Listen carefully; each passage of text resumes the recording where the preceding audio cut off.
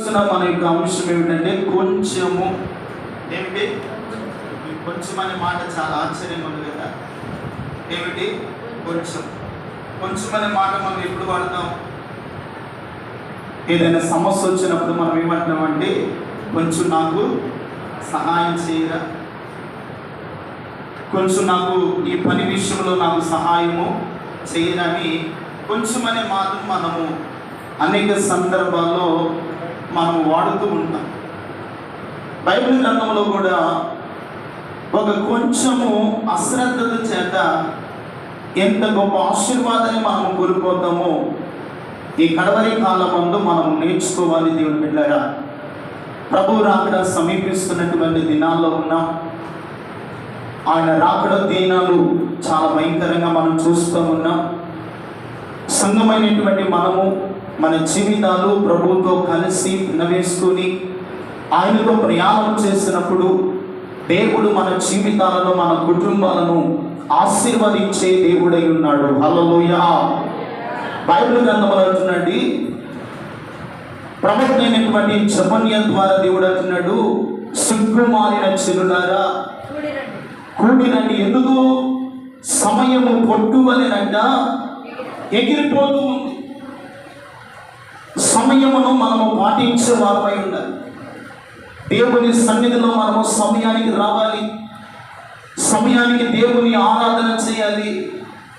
నీ జీవితంలో, నీ ప్రాణంలో ఊపిరున్నంత వరకు దేవుని స్తుతించే విషయాలు మనం ఎన్నడూ నిర్లక్ష్యము చేయక దేవుని సమయాన్ని దేవునికి ఇచ్చినప్పుడే దేవుడు మనల్ని దీవిస్తాడు. హల్లెలూయా. దేవుని సమయాన్ని మన సొంత పనులకు ఉపయోగించుకోవడం దేవుని ఉద్దేశము కాదు. 6 దినాలు దేవుడు మనకి ఇచ్చాడు, కష్టపడి నీ పని చేసుకో. 7వ దినము నీ దేవుడని యెహోవాకు విశ్రాంతి దినము, పరిశుద్ధమైన దినము. దాన్ని నీవు జ్ఞాపకము చేసుకుని ఆచరించాలి. దేవునికి మహిమ కలుగును గాక. దేవుని సన్నిధిని పరిశుద్ధముగా ఆశ్రయించినప్పుడు దేవుడు మన కుటుంబాలను ప్రభువు ఆశీర్వదిస్తాడు. అయితే మంచి ఈ రోజున దేవుడు మనతో మాట్లాడబోతున్న ఒక చక్కని ప్రాముఖ్యమైన లేఖన భాగము 1, 2, 3 విషయాలు మనం చెప్పుకొని ఆశీర్వాదకరంగా ఈ ఆరాధన మనం ముగిస్తాం. దేవుని స్తోత్రం కలుగును గాక. సామెతల గ్రంథము 24వ అధ్యాయము. సామెతల గ్రంథము 24వ అధ్యాయము. దేవుని సన్నిధిలో ప్రార్థన చేస్తూ దేవుని కృపను వేడుకుండగా దేవుడు కొన్ని విషయాలు దేవుడు ఈ రోజున మనకు నేర్పిస్తూ ఉన్నాడు. ఈ రోజున చాలా మంది కుటుంబాలలో ఏదో ఒక సమస్య, ఏదో ఒక బలహీనతకు, ఏదో ఒక దరిద్రతకు కారణం ఏమిటో ఈ రోజున ఒక కొంచెము అశ్రద్ధ వలన మన జీవితాల్లో ఎటువంటి నష్టాన్ని మనం తీసుకుని వస్తామో దేవుని లేఖనాలు మనం చూస్తేనంట 24వ అధ్యాయము 30వ వాక్యాన్ని చదువుకున్నాం. సోమని వాని చేరు నేను దాటి రాగా, తెలివి లేని వాని ద్రాక్ష తోట నేను దాటి రాగా, ఇదిగో దాని అంతటా ముళ్ళ దుంపలు బలిసి ఉండెను, దాని రాతి గోడ పడి ఉండెను, దానిని చూచి నేను యోచన చేసుకుంటుని, దాన్ని కనిపెట్టుకొని బుద్ధి తెచ్చుకుంటుని. ఇదిగో ఇక్కడ చాలా జాగ్రత్తగా వినాలి. ఇంకా కొంచెము నిద్ర, ఇంకా కొంచెము కునిగిపాటు, పరుండుటై, ఇంకా కొంచెము చేతులు ముడుచుకున్నటకు, వీటి వలన నీకు దారిద్రత పరిగెత్తుకొని వచ్చును. ప్రార్థన చేసుకున్నాం. పరిశుద్ధుడైన తండ్రి, చదివిన మాటను దీవించి మాకు మీరు మాట్లాడి వాక్యాన్ని వినగలిగిన చెవిని గ్రహించే హృదయాన్ని ప్రసాదించమని, నిలబడిన నీ సావుకుని మరుగు చేయమని యేసు నామమున ప్రార్థన చేసుకున్నాను తండ్రి. ఆమేన్. హల్లెలూయా. చాలా జాగ్రత్తగా దేవుని మాటలు మనం వినాలండి. ఈ రోజున సర్వశక్తి కలిగిన దేవుడు సంఘముతో మనతో మాట్లాడుతున్న ఒక చక్కని సన్నివేశం ఏమిటయ్యా అంటే, సోమని వాని చేరు నేను దాటి రాగా తెలివి లేని వాని ద్రాక్ష తోటను నేను దాటి రాగా దాని అంతటా ముళ్ళ తుప్పలు బలిసి ఉండేను. ఏ బలిసి ఉన్నాయంట? ముళ్ళ తుప్పలు బలిసి ఉండేను. ముళ్ళు శ్రమకు సాదృశ్యము కదా, ముళ్ళు బాధకు సాదృశ్యము కదా. ఈరోజు నువ్వు అనుభవిస్తున్న బాధ, ఈరోజు నువ్వు అనుభవిస్తున్న శ్రమ, ఈరోజు నువ్వు పడుతున్న నింద, ఈరోజు నువ్వు అనుభవిస్తున్నటువంటి అనేకమైన పరిస్థితులు కారణం ఏమిటో తెలుసా?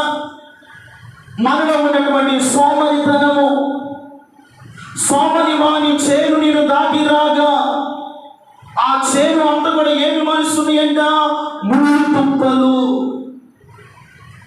ఈరోజు మన జీవితాలలో, ఆత్మీయ జీవితంలో జ్ఞాని అయిన సొలొమోను, ఆయన మంచి తెలివి గలవాడు, జ్ఞానము కలిగినవాడు, 3000 సామెతలు రచించినటువంటి ఒక భక్తుడు, దేవుని జ్ఞానాన్ని పొందుకున్నటువంటి వాడు చెప్తున్నాడు, నేను సోమని వాని చేను దాటి రాగా, తెలివి లేని వాని ద్రాక్ష తోట నేను దాటి రాగా దాని అంతటా ఏమి మలుస్తుంది అంట?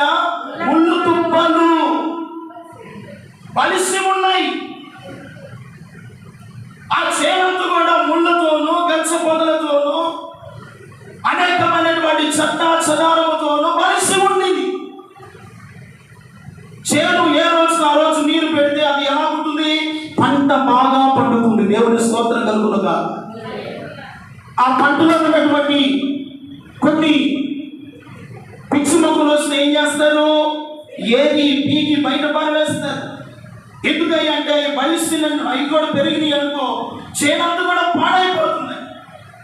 ఏ రోజు ఆ రోజు శ్రద్ధ కలిగిన వాడు, వివేకము కలిగిన వాడు, తెలివి గలవాడు ఏం చేస్తాడంటే వాడు నిద్రపోకుండా రాత్రింబవళ్ళు దాని కొరకు ప్రయాసపడుతూనే ఉంటాడు. దేవునికి మహిమ కలుగునుగాక. ఆ ప్రయాసకు పడినటువంటి ప్రతిఫలము నేను పొందబోతున్నానన్న సంతోషము, ఆనందముతో కష్టపడుతూ ఉంటాడు. దేవునికి మహిమ కలుగునుగాక. ఒకవేళ సోమవారం అనుకో, ఏసైనా విత్తనము వస్తుంది కదా, పంట ఏదో ఒక రోజున కోస్తాము కదా, కొట్లలో ధాన్యము వేస్తాము కదా అనుకుంటే చేతికి పంట రాదు. ఏమైంది? పంట పాడైపోతుంది. దానికి రకరకాల పురుగులు పట్టవచ్చు, రకరకాల జంతువులు రావచ్చు, రకరకాల పురుగుల వలన ఆ యొక్క చీడ పట్టవచ్చు, పంట పాడైపోతుంది. అందుకని వ్యవసాయదారుడు ప్రతిరోజు కూడా తను కష్టపడి ఏం చేస్తాడు? చాలా భూమిని సేదపరుస్తూ ఉంటాడు. దేవునికి మహిమ కలుగునుగాక. ఈ రోజున చాలా మంది కుటుంబాల్లో మేము సమస్యలో ఉన్నామయ్యా, మేము బాధలో ఉన్నామయ్యా, మేము ఆర్థిక ఇబ్బందుల్లో ఉన్నాం. కారణము అక్కడే రాయబడిన మాట ఏమిటంటే, చూడండి, పరిశుద్ధ గ్రంథమైన బైబిల్లో నుండి 32వ వచనాన్ని చదువుకుంటే, నేను దాన్ని చూడగా యోచన చేసుకుంటుని, దాన్ని కనిపెట్టి నేను బుద్ధి తెచ్చుకుంటుని, ఇంకా కొంచెము నిద్ర, ఇంకా కొంచెము నిద్ర వలన దారిద్రత పరిగెత్తుకొని వచ్చును. ఈరోజు నీ కులుకుబాటు వలన ఎంతో నష్టపోతున్నావు.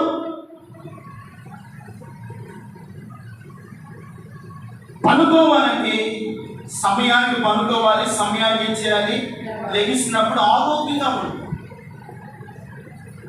మనం రాత్రి దాదాపు 1-2 దాకా సెల్ ఫోన్ చూసి పనుకున్నామని ఉదయాన్నే లేస్తామా?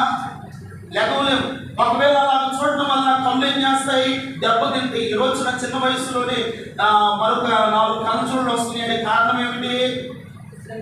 రాత్రి పగళ్ళు యమనస్తుడు కానీ ప్రతి వారి చేతిలో ఒక మొబైల్ ఫోన్, దాన్ని చూడటానికి అంతు లేదు పొందు లేదు, ఎప్పుడంటే అప్పుడు చూడటం. అందువల్ల ఈ రోజున జీవితాలలో ఆశీర్వాదాన్ని కోల్పోతున్నారు, సమాధానాన్ని కోల్పోతున్నారు, దేవుడిచ్చిన ఆరోగ్యాన్ని పోగొట్టుకుంటున్నారు. కొంచెం నిద్ర దారిద్రతకు కారణమవుతుంది. వింటున్నావా? ఈరోజు నీ నిద్రపోతు వలన ఎంతో నష్టపోతున్నావు. అస్తమానము నిద్రపోతే నీవు దరిద్రుడు నీ కుటుంబంలో సమాధానం ఉండదు, నీ కుటుంబంలో శాంతి ఏర్పాటు చేయదు, నీ కుటుంబంలో ఆశీర్వాదం రాదు. కొంచెము నిద్ర దారిద్రత నీకు పరిగెత్తుకొని వస్తుంది. ఆ కింద వచ్చిన కూడా అంటాడు, పరుపుటకై ఇంకా కొంచెము చేతులు ముడుచుకునుట వలన నీకు దారిద్రత పరిగెత్తుకొని వచ్చును, ఆయుధస్తులు వచ్చినట్లు ఏమి నీ మీదకు వస్తుంది. ఈ రోజున చాలని తిండి, ఈ రోజున నీ కుటుంబానికి కావలసిన ఆశీర్వాదం రాకపోవడానికి నీవు దేవుని సన్నిధిలో, ఆయన సన్నిధిలోకి వచ్చిన నీవు విశ్వాసముతోను నిరీక్షణతోను మెలుగుగా కలిగి ప్రార్థన చేస్తే కదా ఆశీర్వాదం వచ్చేది.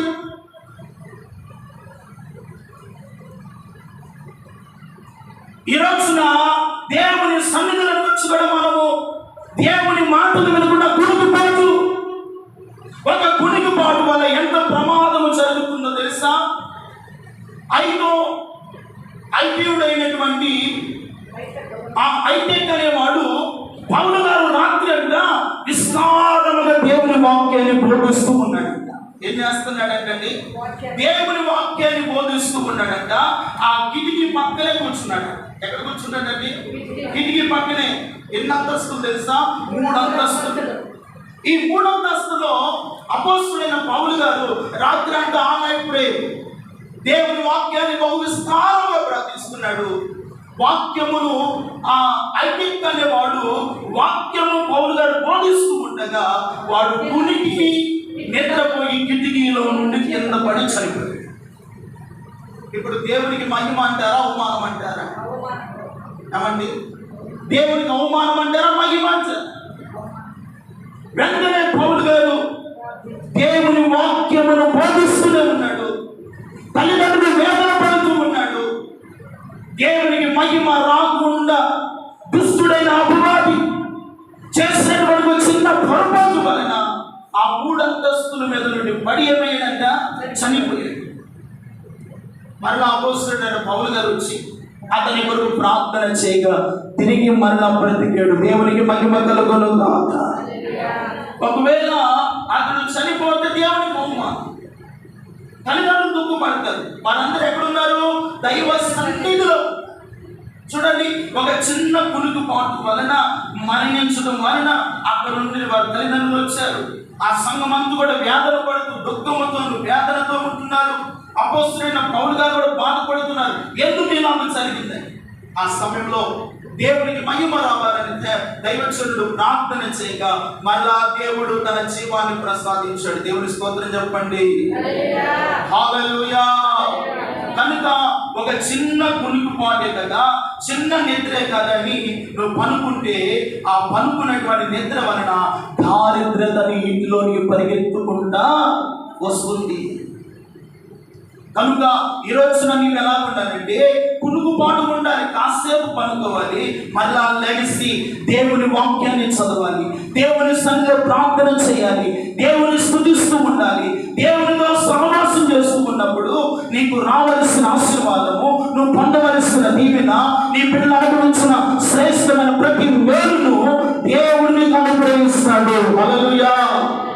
కనుక ఈ రోజున కునుకుపాటు నీలో ఉండకూడదు, నిద్రపోతు నీలో ఉండకూడదు. సోమరి వాని చేను నేను దాటి రాగా అందులో ముళ్ళ తుప్పలు బలిసి ఉండేది. వాడికి సోమరివాడు, ఈ రెండోది ఏమి లేదంట, తెలివి లేనివాడు. ఏమి లేదంటే తెలివి లేనివాడు. ఈరోజు నా తెలివిని అమ్ముకుంటూ ఉన్నారు.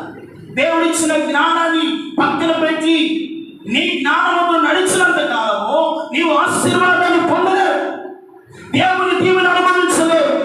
అయ్యా, నీ జ్ఞానము చేత నన్ను నడిపించు ప్రభు అంటే దేవుడు నిన్ను నడిపిస్తాడు. హల్లెలూయా. ఆయన ఎలాగో నిన్ను నడిపించాలో, ఎలాగో నీ కుటుంబాన్ని కాపాడాలో, ఎలాగో నీకు క్షేమమునివ్వాలో, ఎలాగో ఏ రీతిగా నీ కుటుంబం ప్రతి అవసరం దేవుడు తీర్చాలో ఆయన చిత్తానుసారంగా నేను ఏం చేస్తాడు, ఆయన నడిపిస్తాడు. ఈరోజు నా దేవుని బిడ్డలారా, దేవుని మందిరానికి మొన్న ఒక స్థాపన చెప్తుంటే విన్నాను.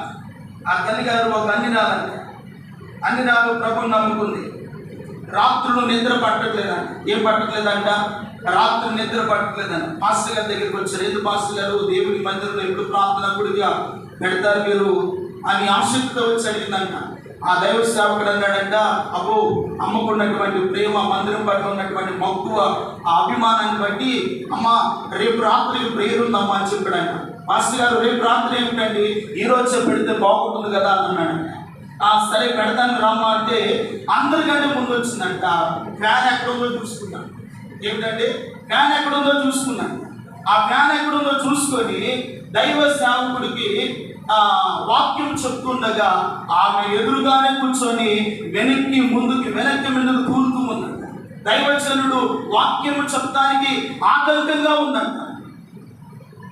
వాళ్ళారా, ఎప్పుడైతే దైవజనుడు సాధారణ ఈ బిడ్డలో పట్టినటువంటి ఆ నిద్ర బలహీనత విడిచి అని గమనించాడు. వెంటనే ఆ రోజు నుండి ఆ తల్లిగారంట, పిల్లల వాళ్ళారా, రాత్రులు నిద్ర పడకుండా భయపడుతూ, దిగులు పడుతూ, వేదన పడుతూ మందిరంలోకి వస్తేనే నిద్రపోతుందంట.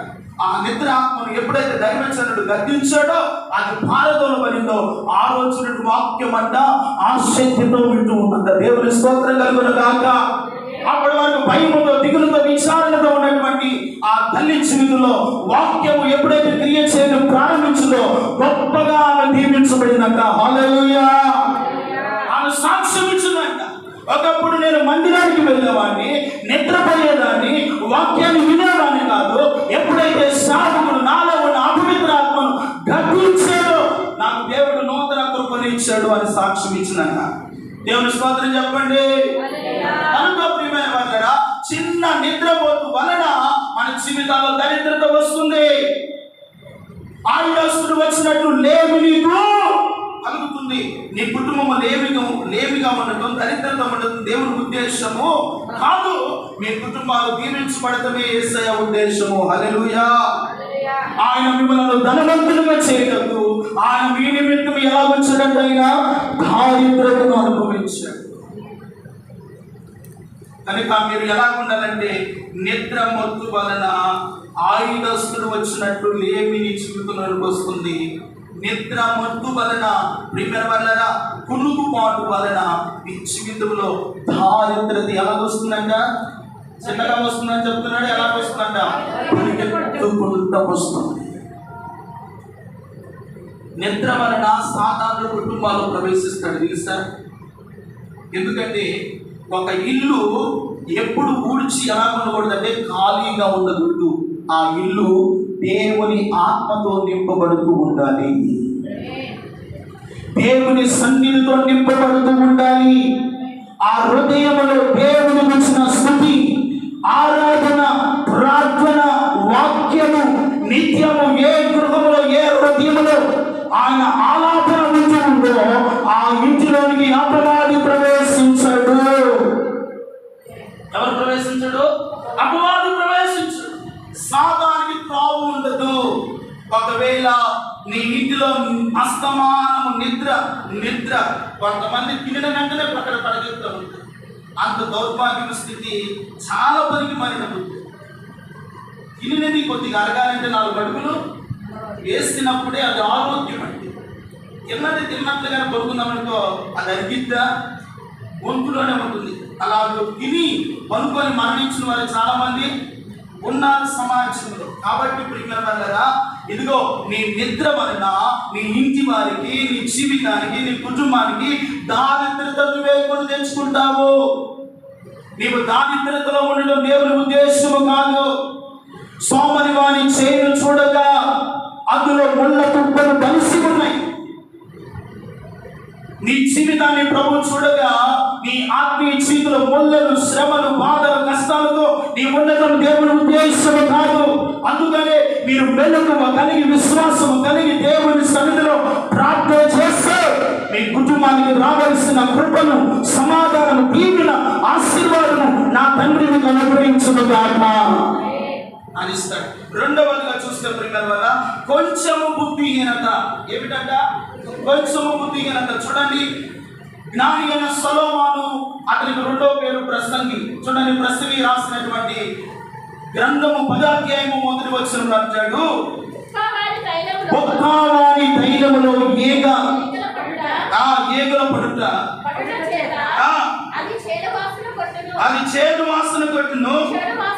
చెడు వాసన కొట్టును. కొంచెము బుద్ధిహీనత త్రాసులో ఉంచిన ఎడల అబ్బా, కొంచెము బుద్ధిహీనత త్రాసులో ఉంచిన ఎడల ఏంటంటే కొంచెము త్రాసులో ఉంచిన ఎడల చాలు సార్. కొంచెము బుద్ధిహీనత ఎంత ప్రమాదమో తెలుసా? జ్ఞానమును ఘనతనంట ధ్యానం కొడుతుందంట. ఏది వలన? కొంచెము బుద్ధిహీనత. మనలో బుద్ధిహీనత ఉండకూడదు. ఈరోజున చాలా మంది మందిరానికి వస్తున్నారు, వాక్యం వింటున్నారు. ఇది కొంచెము పొరపాటే కదా, కొంచెం బుద్ధిహీనతే కదా, దేవుడు క్షమిస్తాడు కదా, దేవుడు ప్రేమ గలవాడు కదా, దయ గలవాడు కదా, చాలి కలిగిన వాడు కదా అనుకుంటున్నారు. కొంచెము బుద్ధిహీనత జ్ఞానమును ఘనతను తేలగొట్టును. అంటే జ్ఞానము ఘనత లేకుండా చేసేది ఏమిటి? బుద్ధిహీనత. ఈ రోజున ఈ కొంచెము బుద్ధిహీనత వలన ఆత్మీయముగా నువ్వు నష్టపోతున్నావు. ఆధ్యాత్మికమైన జీవితంలో, విశ్వాస జీవితంలో నీ బుద్ధిహీనతను బట్టి దేవునికి దూరమయ్యే స్థితిలో ఉంటున్నావు. నీ బుద్ధిహీనతను బట్టి ఆశీర్వాదాన్ని కోల్పోతున్నావు. నీ బుద్ధిహీనతను బట్టి దేవుని వద్ద పొందవలసిన దీవెనను పోగొట్టుకుంటున్నావు. కొంచెము బుద్ధిహీనత ఘనతను జ్ఞానమును జ్ఞానగొట్టును. ఒక్కావాని తైలములో ఈగలు పడి చచ్చితే ఏమొస్తుంది? చెడు వాసన. ఏమని వాళ్ళరా? ఈగ పడిన వాసన మనం వాటర్ తాగుతామా? ఎందుకు?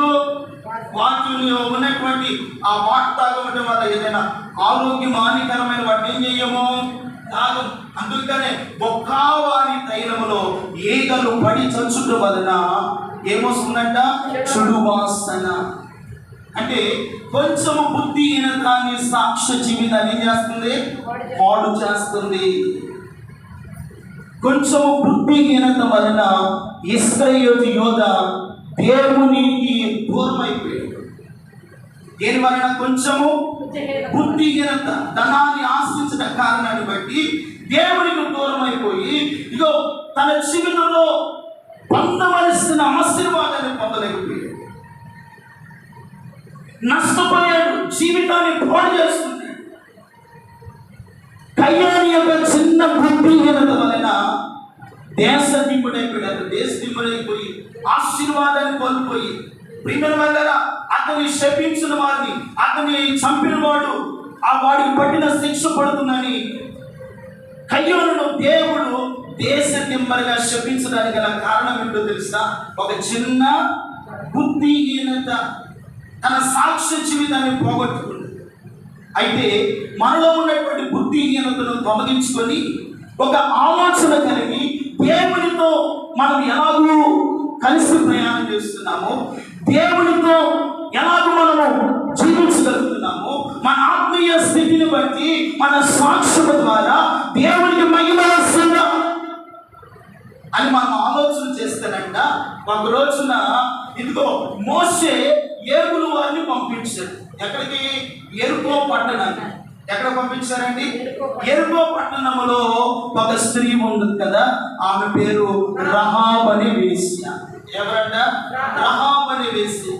ఆమె జీవితం పాపములో ఉంది, అవిధేయతలో ఉంది, భక్తిహీనమైన జీవితంలో ఉంది, బుద్ధిహీనురాలుగా బ్రతుకుతుంది. ఎప్పుడైతే ఆ ఏగుల వారి గురించి విని, ఆ దేవుని గురించి విని తన బుద్ధిహీనతను మార్చుకుంది. దేవునికి మహిమ కలుగునుగాక. ఏం చేస్తుందంట? ఆ బుద్ధిహీనతను మార్చుకొని బుద్ధి తెచ్చుకొని, నేను పాపినయ్యా, నేను నా ఇంటి వారు నశించుకోకుండా ఈ పట్టణాన్ని మీరు నాశనం చేసినప్పుడు నా కుటుంబాన్ని కాపాడండి అని ఏగుల వారిని చెప్పి పంపించినప్పుడు ప్రియమైన వాళ్ళరా ఆ పట్టణాన్ని ఇశ్రాయేలులు నిర్మూలన చేస్తూ ఉండగా రహాబు ఇంటి వారు మాత్రమే క్షేమముగా ఉన్నారు. దేవునికి మహిమ కలుగునుగాక.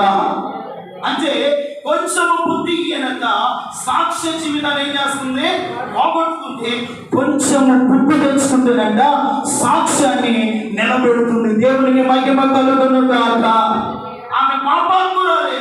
ఎప్పుడైతే పాపాన్ని పట్టుకొని, అవిధేయతను పట్టుకొని, బుద్ధిహీనతను విడిచిపెట్టి యేసయ్య వైపు తిరిగిందో, ఏగుల వారి వైపు తిరిగిందో, ఆమె జీవితంలో ఎన్నడూ చూడలేని రక్షణ గొప్ప ఆశీర్వాదం పొందింది. హల్లెలూయా. ఉగ్రత దినమున, శ్రమ దినమున రహాబు ఇంటి వారు శాంతించబడ్డారు. దేవుని స్తోత్రం కలుగును గాక. రహాబు యేసుక్రీస్తు వంశావళిలో నిలబడింది. ఎవరి వంశావళిలో నిలబడిందంట?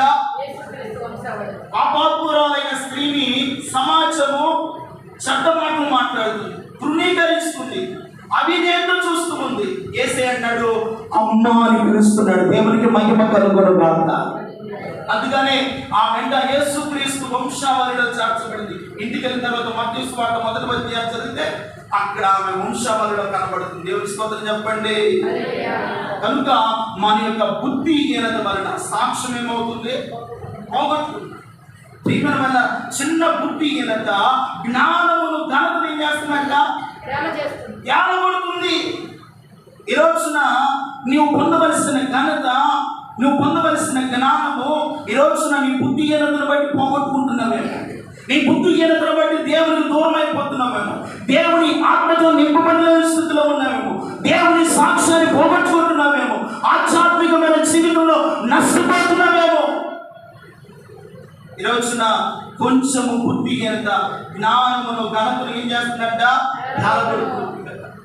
ఆ రోజున తప్పిపోయిన కుమారుడు ఒక కొంచెము బుద్ధిహీనత వలన ఆస్తిని కోల్పోయాడు.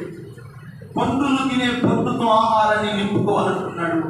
చివరికి అది కూడా దొరకలేని స్థితిలోనికి వెళ్ళాడు.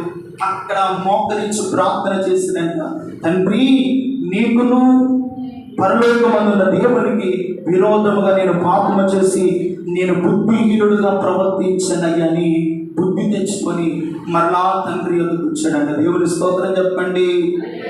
హల్లెలూయా. ఏ సాక్ష్యమైతే పోగొట్టుకున్నాడో తిరిగి ఆ సాక్ష్యము యేసయ్య మరలా కుమారుడికి ఇచ్చాడు. దేవునికి మహిమ కలుగును గాక. సమాజంలోని బుద్ధిహీనత వలన ఏ సాక్ష్యాన్ని, ఏ నమ్మకాన్ని నువ్వు కోల్పోతున్నావో తిరిగి ఆ నమ్మకాన్ని నేను పొందుకోవాలి అంటే దేవుని మీద నువ్వు పరిపూర్ణమైన విశ్వాసం, నమ్మకం ఉన్నప్పుడు నీ జీవితంలో ఘనతను, జ్ఞానము నుంచి నిన్ను గణపరచగలిగిన వాడు నేను ప్రకటిస్తున్న దేవుడు మాత్రమే. ఆయన నీ కుటుంబాన్ని ఆశీర్వదిస్తాడు. హల్లెలూయా. కాబట్టి ప్రియమైన మనలో ఉన్న బుద్ధిహీనతను, కొంచెం బుద్ధిహీనత ఎంతో నష్టాన్ని తీసుకుని వస్తుంది. దారిద్రతను అనుభవిస్తావు, శ్రమను తీసుకొని వస్తుంటావు, ఎన్నో కష్టాలు, ఎన్నో బాధలు. కారణము మనలో ఉన్న బుద్ధిహీనత వలన కొన్ని సందర్భాల్లో దేవునికి దూరం అయిపోతుంది. కాబట్టి కొంచెము బుద్ధిహీనత వలన జ్ఞానము, ఘనత ఏమైపోతుందంట? ఏలిపోతుంది. మూడవదిగా మనం చూస్తే చూడండి, కొంచెము అల్ప విశ్వాసము భయాన్ని తీసుకొని వస్తుంది. ఏమిటంట?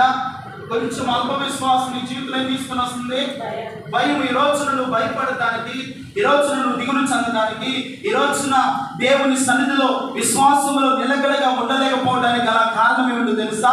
నీలో ఉన్న కొంచెము అల్ప విశ్వాసము. ఏమిటంట? నీలో ఉన్నటువంటి కొంచెము అల్ప విశ్వాసం. చూడండి, మత్తయి సువార్త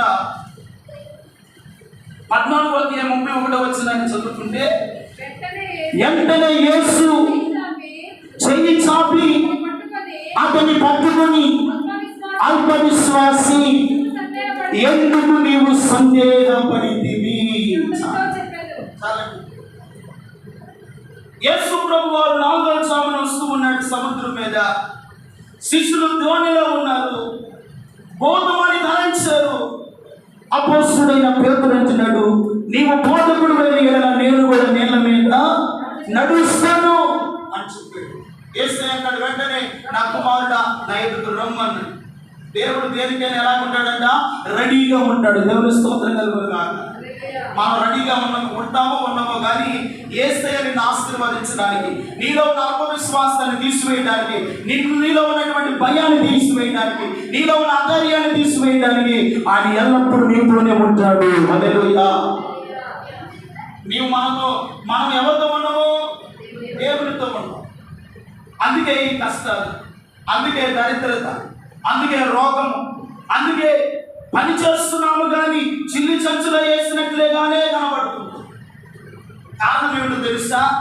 కొంచెము అల్ప విశ్వాసము దేవునికి దేవుని మీద నమ్మకం ఉంచకుండా, దేవుని మీద ఆధారపడకుండా ఆ కొంచెము అల్ప విశ్వాసము వలన భయపడుతూ ఉన్నావు. పేతురు నడుస్తూ ఉన్నాడండి, నడుస్తూ ఉన్నాడు, బాగానే ఉంది. గాలిని సముద్రమును చూసి భయపడు. యేసు ప్రభువు అన్నాడు, అల్ప విశ్వాసి ఎందుకు నీవు?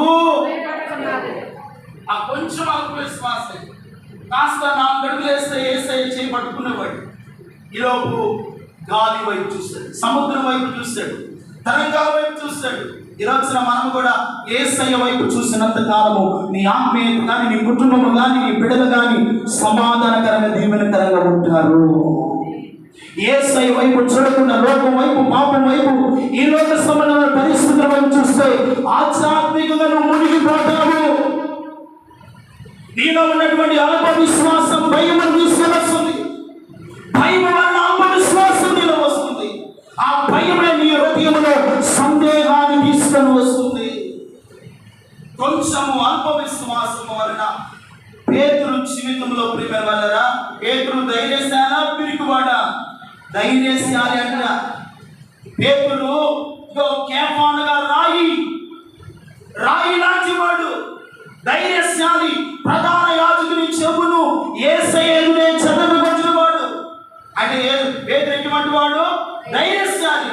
కొంతమంది ధైర్యశాలైన కొన్ని సందర్భాల్లో విశ్వాస యాత్రలో ప్రయాణం చేస్తున్నప్పుడు ఈ లోకములో ఉన్న అలసరి, శ్రమలు, బాధలు, కష్టాలు చూసినప్పుడు ఏం చేస్తున్నాం? మనము భయపడుతూ మునిగిపోతున్నాం. ఈరోజున ఒకవేళ కొంచెం అల్ప విశ్వాసం వలన సందేహపడుతూ భయపడుతున్నావా? నీలో ఉన్న అల్ప విశ్వాసాన్ని దేవుడు తీసివేయాలని ప్రభు ఇష్టపడుతున్నాడు. హల్లెలూయా. నీలో ఉన్న అల్ప విశ్వాసాన్ని తీసివేసుకుంటే నీలో ఉన్న భయము, నీలో ఉన్న దిగులు, నీలో ఉన్న విచారణ, కుటుంబాన్ని గురించి, బిడ్డల గురించి, నీ ఆధ్యాత్మికమైన స్థితి గురించి ఎక్కడ నువ్వు కుంగిపోయి భయపడుతూ ఉన్నావో, ఈ రోజున మీలో ఉన్న ప్రతి అల్ప విశ్వాసాన్ని నా దేవుడు తొలగించను కాక. అల్ప విశ్వాసం అల్ప విశ్వాసం వలన జీవితంలో పొందవలసిన ఆశీర్వాదం, పొందవలసిన దీవెనను పోగొట్టు. అందుకని యేసయ్య అల్ప విశ్వాసంతో ఉన్న పేతురు మరణ చేయించి, ఎందుకు నీవు సందేహపడుతుని అతనితో చెప్పి అతను లేవనెత్తాడంట. దేవుని స్తోత్రం కలుగును గాక. మన దేవుడు పడిపోయిన వారిని లేవనెత్తే దేవుడు, కృంగిపోయిన వారిని లేవనెత్తే దేవుడు, పడిపోయిన వారిని ఉద్ధరించగలిగినటువంటి దేవుడు. హల్లెలూయా. ఈ జీవితంలో ఏ స్థితిలో పడిపోయినావో, ఏ శ్రమ బాధల చేత నువ్వు కృంగిపోతున్నావో, ఆ స్థితిలో నుండి దేవుడు నిన్ను ఏం చేస్తాడంట? లేవనెత్తగలిగిన దేవుడు. హల్లెలూయా. ఇప్పుడు ఎన్ని పాయింట్లు అయినాయి? కొంచెము నిద్ర దారిద్రత పరిగెత్తుకొని వస్తుంది. కొంచెము అల్ప విశ్వాసము భయాన్ని నీలో తీసుకొని వస్తుంది. కొంచెము మూడోదా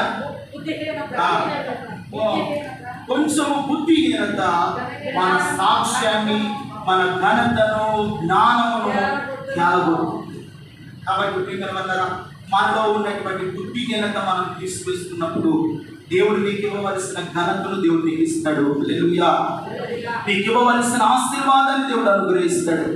ఆయన మనలను గనులుగా చేయటకు పిలిచాడు కానీ ఘనహీనులుగా ఉంచటకు పిలవలేదు. చప్పట్లు కొడుతూ దేవునికి మహిమ కలుగును గాక. సత్తు చప్పట్లు ద్వారా దేవుడికి మహిమ రాదు. ఎలా ఉండాలి చప్పట్లు అంటే? లోకంలో ఎందుకు పిలిచాడు దేవుడు మనలను? ఘనహీనులుగా ఉంచడానికి పిలవలేదు. గనులుగా, రాజుల ఎదుట, అధికారుల ఎదుట, వారి ఎదుట నిలబడి శాసించగలిగిన కృపను గమనించాడు. ఇప్పుడు కొట్టు చప్పట్లు దేవుడికి మహిమ కలుగును గాక. నువ్వు దేనికి అందిస్తావు అది కట్టించబడుతుంది. నువ్వు దేనితో విప్పుతావో అది పరలోకమందు ఎప్పుడైనా అధికారాన్ని యేసయ్య నీకు అనుగ్రహించాడు. అభిమానాన్ని దేవుడు ఘనహీనులుగా ఉంచడానికి కాదు, గనులుగా. యోసేపు పొతీఫారింటికి ఘనహీనుడుగా వెళ్ళినట్టు అదే పొతీఫరు సామ్రాజ్యానికి ప్రధాన నాయకుడిగా మార్చబడ్డాడు. కాబట్టి ప్రియమైన దేవుని బిడ్డలారా, మనలను గనులుగా చేయడానికి దేవుడు నిలబెట్టాడు. అందుకని మనలో ఉన్నటువంటి బుద్ధిహీనత వలనంట ఘనతను, జ్ఞానం ఏం చేయబడుతుందంట? ఏలగొట్టబడుతుంది. 4వ పాయింట్, కొంచెము పులిసిన పిండి మన జీవితంలో చాలా నష్టాన్ని పోస్తుంది.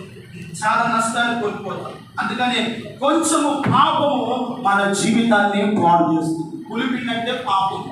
ఏమిటండి పులిపిండి అంటే? పాపము. పాపము, పులిపిండైన పాపము నీ జీవితాన్ని సర్వనాశనం చేస్తుంది. ఈరోజు నా కుటుంబాలు నాశనం అయిపోతాయి, కుటుంబాలు విడిపోవటానికి, కుటుంబాలు భార్యాభర్తల మధ్య సమాధానం లేకపోవటానికి పులిపిండైన చిన్న పాపము. పాపము చేసేటప్పుడు స్వీట్గానే ఉంటుంది. పాపము చేసేటప్పుడు ఎలా ఉంటుంది? అందముగా ఉంటుంది, ఆనందంగా ఉంటుంది. ఆ పాపము తర్వాత నీకొచ్చే శ్రమ, నీకొచ్చే నష్టము, నీకొచ్చే భయము ఆ పాపము వలన ఎంతో నీ జీవితాన్ని నాశనం చేస్తుంది. గలతీ పత్రిక 5వ అధ్యాయం 9వ వాక్యాన్ని చదువుతూ,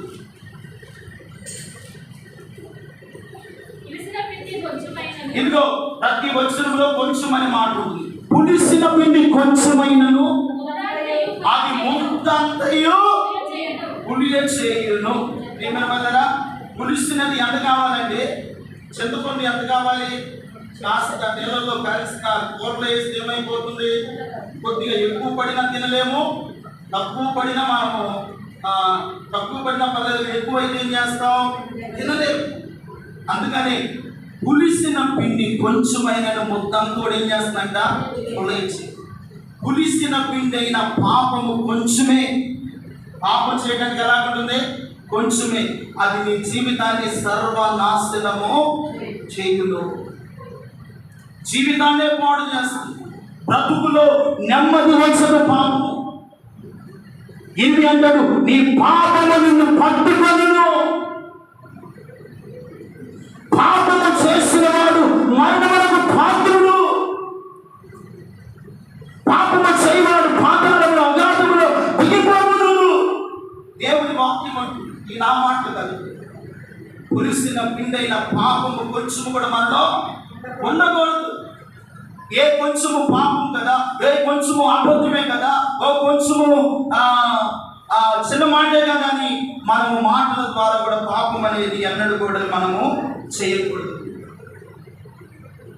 పులిసిన పిండైన పాపము మన జీవితంలో ఆ కొంచెము పాపము వలన జీవితము పాడైపోతుంది, బ్రతుకు నాశనం అయిపోతుంది, కుటుంబాల్లో నెమ్మది ఉండదు, కుటుంబాల్లో సమాధానం నెమ్మది లేకపోవడానికి గల కారణం ఈ కడవరి కాలమందు పులిసిన పిండైన పాపము కొంచెము కూడా మనలో ఉండకూడదు. దేవుని స్తోత్రం చెప్పండి.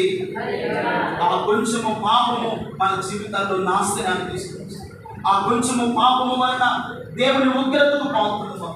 ఆ కొంచెం అవిధేయత వలన దేవుని మహిమను పోగొట్టుకున్నాం. నిజమే కదండి. పులిసిన పిండి ఆదాములో అవ్వలో ఎక్కడ లేదు. దేవునికి మహిమ కలుగును గాక. అపవాది ఎప్పుడైతే ప్రవేశించాడో పరిశుద్ధమైన జీవితంలో ఒక చిన్న విత్తనాన్ని నాటి. ఏమిటండి? చిన్న విత్తనం. తినవద్దని చెప్పినటువంటి ఆ పండు తినడం వలన వారి జీవితంలో పులిసిన పిండైన పాపము వారిలోకి వచ్చింది. పాపము చేయవాడు మరణమునకు పాత్రుడు. ఆజ్ఞ అతిక్రమమే పాపము, పాపము వలన వచ్చిన జీవితము. ఆధ్యాత్మికంగా వారు ఏమైపోయాడంట? మరణించినారు.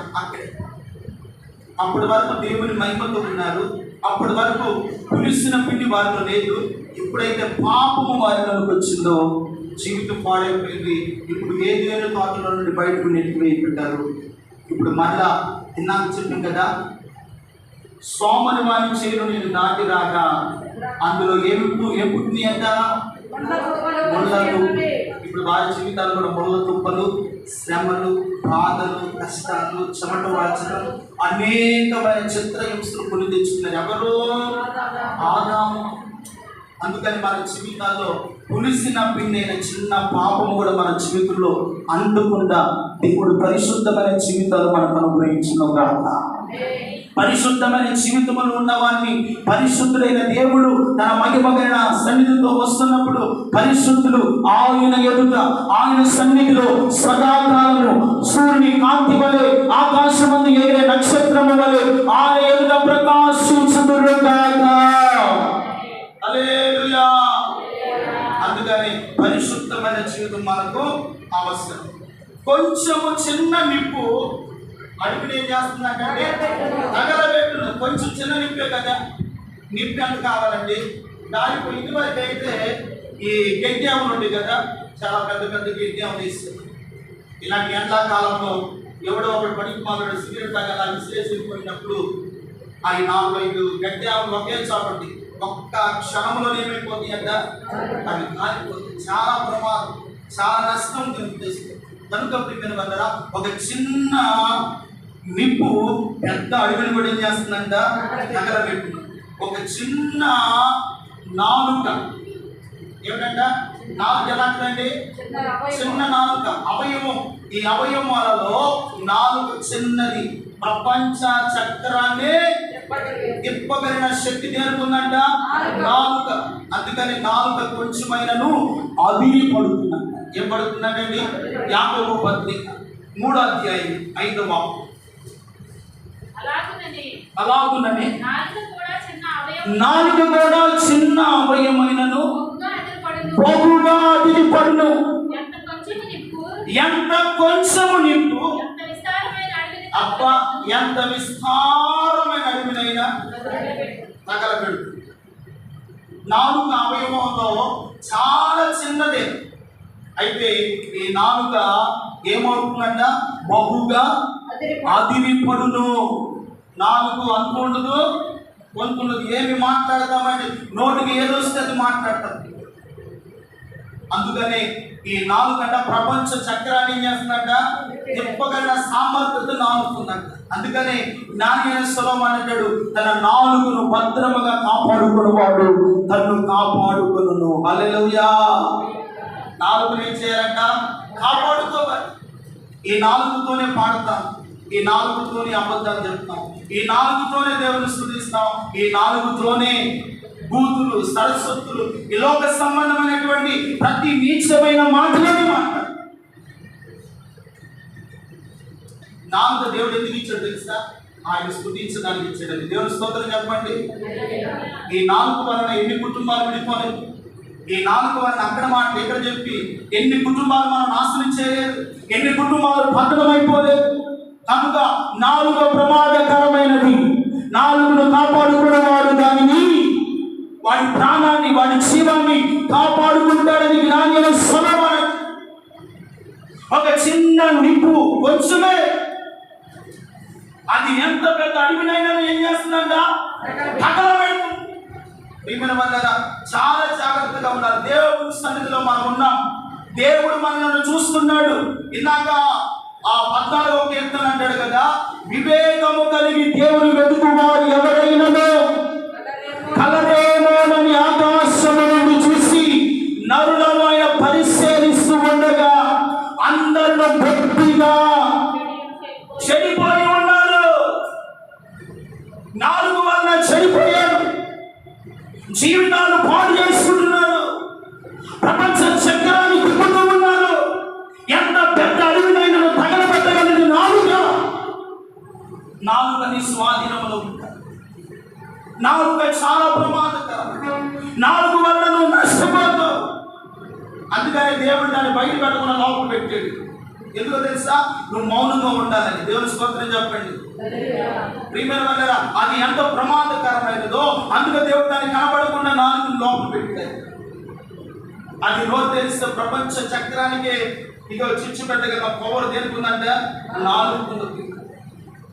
కనుక నోరుంది కదా, నాలుగుంది కదా అని దేవుని సన్నిధిలో మనం ఎలాగంటే అలాగ మాట్లాడడానికి, ప్రవర్తించడానికి నా దేవుని సన్నిధి పరిశుద్ధమైన స్థలము. హల్లెలూయా. అందుకని నీ మందిరమునకు పోవునప్పుడు నీ ప్రవర్తన, నీ మాటలు, నీ నడక, నీ పడక, నీ వస్త్రధారణ దేవుని సన్నిధిలో జాగ్రత్తగా చూసుకోవాలి. దేవుని మందిరంలో మనం చాలా జాగ్రత్తగా నువ్వు ఆశీర్వాదం పొందాలన్నా ఆశీర్వాదకరమైన నిలమైన స్థలమే దేవుని మందిరము. ఈ మందిరంలో నువ్వు ఉన్నప్పుడే, ఈ మందిరంలో ఉన్నప్పుడే నీకు ఆశీర్వాదమైన, సమాధానమైన, క్షేమమైన, ఆరోగ్యమైన, బలహీనతల నుండి విడుదల పొందడమైన, నీ బిడ్డలు, నీ కుటుంబం దీవించబడాలంటే దేవుని సన్నిధి వలనే. హల్లెలూయా. ఆ సన్నిధిలో జనులు ఎలా ప్రవర్తించాలంట చాలా జాగ్రత్తగా ప్రవర్తించాలి. అందుకని కొంచెము నిద్ర దారిద్రత నీలో పరిగెత్తుకుంటా వస్తుంది. కొంచెము బుద్ధిహీనత సాక్ష్యాన్ని పోగొడుతుంది. కొంచెము అల్ప విశ్వాసం నీ జీవితంలో భయాన్ని తీసుకుని వస్తుంది. కొంచెము పులిసిన పిండైన పాపము మన జీవితాన్ని పాడు చేస్తుంది. ఐదవది అంటాడు కొంచెము నాలుక, కొంచెము నిప్పు అడుగు అంతటి కూడా ఏం చేస్తుందంట తగలబెట్టు. కాబట్టి ప్రియమైన మన దేవుని సన్నిధిలో ఆశీర్వాదం పొందడానికి వచ్చాం, నెమ్మది పొందడానికి వచ్చాం. దేవుడు ఏమి మాట్లాడితే మన జీవితాలు బాగుపడతాయో, మన జీవితాలు దేవుని వాక్యానికి చెవినిచ్చి లోపడినప్పుడే నీ జీవితంలో దేవుడు మహిమాయుక్తమైన సంతోషాన్ని ప్రభు కలుగు చేస్తాడు, మహిమాయుక్తమైన ఆనందాన్ని దేవుడు నీకు ఇస్తాడు. ఒకవేళ వాక్యము విని కూడా మనలో ఉన్న బుద్ధిహీనత, మనలో ఉన్నటువంటి దేవుని పులిసిన పిండైన పాపము మనలో ఉంటే దేవుని ఆశీర్వాదాన్ని పొందలేము, దేవుని దీవెన మనం పొందలేము, దేవుని సమాధానం మనం అనుభవించలేము. కాబట్టి ఈ 5 విషయాలు, ఇదిగో కొంచెము దారిద్రత, కొంచెము నిద్ర హఠాత్తుగా దరిద్రతను నీలోకి తీసుకొని వస్తున్నట్టుగా, అయ్యా నాలో ఉన్న నిద్రతనాన్ని తీసివేసి నీ సన్నిధిలోనైనా ఆసక్తి కలిగి ప్రార్థించే కృప నాకు కావాలి. హల్లెలూయా. ఆసక్తి కలిగి నీ సన్నిధిలో మొరపెట్టి ఆత్మ నాకు ఇవ్వండి. నా బిడ్డల కొరకు, నా కుటుంబం ఆశీర్వాదం కొరకు, నా ఇంటి వారి క్షేమము కొరకు మెలకువ కలిగి ప్రార్థించే కృప నాకు కావాలి. హల్లెలూయా. ఎందుకంటే విరోధి అయిన అపవాది గర్జించు సింహము వలె భ్రమణ మిగుతున్న వాడు తిరుగుతున్నాడు. వాడు చేతులకు చిక్కకుండా నీవు నీ బిడ్డలు సురక్షితముగా, క్షేమముగా, ఆరోగ్యకరముగా ఉండాలి అంటే నిద్ర నుండి మేలుకొని దేవుని సన్నిధిలో ప్రార్థన చేయండి. పరలోకములో ఉన్న గొప్ప సమాధానము నా తండ్రి మీ ఇళ్లలో ఉంచును గాక, మీ బ్రతుకులో ఉంచును గాక. మీ వ్యక్తిగత ఆత్మీయ జీవితంలో శ్రేష్టమైన ఆత్మీయ అభివృద్ధిని దేవుడు అనుగ్రహించును గాక. దేవుడు ఇస్తాడు, బలపరుస్తాడు, నడిపిస్తాడు. అట్టి కృపా ప్రభు దయచేయును గాక. తల వంచని ప్రార్థన చేస్తాడు.